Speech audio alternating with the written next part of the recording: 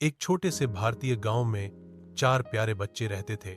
8 साल की मुस्कुराती हुई आराध्या, 6 साल का समझदार और शांत शब, 5 साल का जिद्दी मगर प्यारा आकाश और 7 साल का भांजा भार्गव जो रोज खेलने आता था। एक दोपहर जब ये चारों बच्चे नीम के पेड़ के नीचे खिलौनों से खेल रहे थे, तभी आराध्या की नजर झाड़ियों में हिलती एक चीज पर पड़ी। एन शब ने सबसे पहले आगे बढ़कर देखा तो वहां एक छोटा सा बिल्ली का बच्चा था, पतला, डरा हुआ मगर आंखों में मासूमियत और भरोसा था। शब ने सबको पीछे हटने को कहा और खुद झाड़ियों से उस बच्चे को निकालने में मदद की। आकाश उसे धीरे से गोदी में उठा लेता है और बिल्ली का बच्चा शांत हो जाता है। शब कहता है, लगता है ये अपनी मां से बिछड़ गया है, हम इसका ख्याल रखेंगे।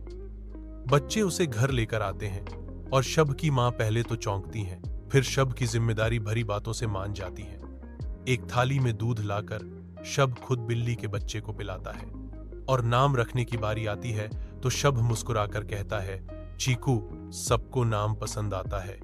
और अब चीकू उनके परिवार का हिस्सा बन जाता है।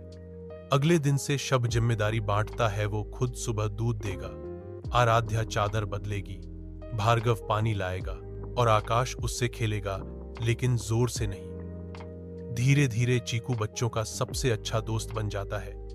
उनके स्कूल से लौटने पर दरवाजे पर इंतजार करता है और रात को उनके पास ही सोता है।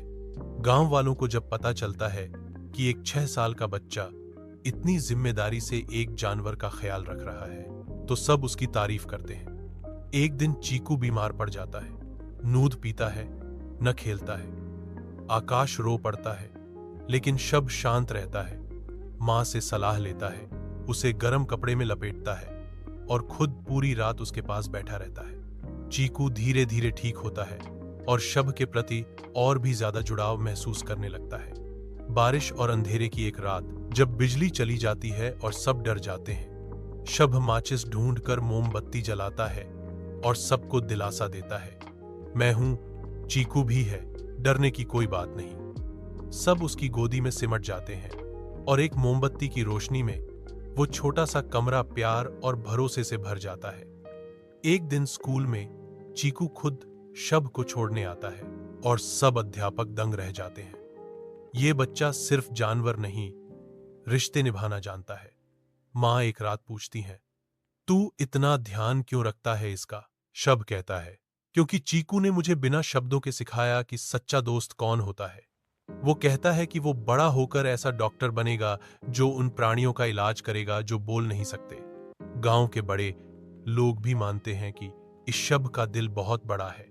अब चीकू सिर्फ एक पालतू जानवर नहीं, सबका अपना बन चुका है। वो जब बच्चा रोए तो उसे चुप कराता है, जब बच्चा बीमार हो तो उसके पास बैठा रहता है। शब हर दिन चीकू के लिए कुछ नया करता है, कभी छोटा तकिया, कभी रंगीन पट्टा।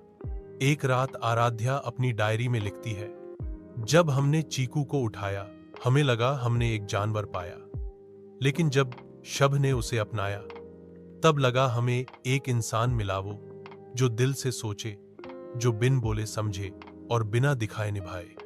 कहानी सिर्फ एक बिल्ली के बच्चे की नहीं थी, ये कहानी थी बच्चों की मासूमियत, जिम्मेदारी और उस प्यार की जो बिना किसी शर्त के होता है।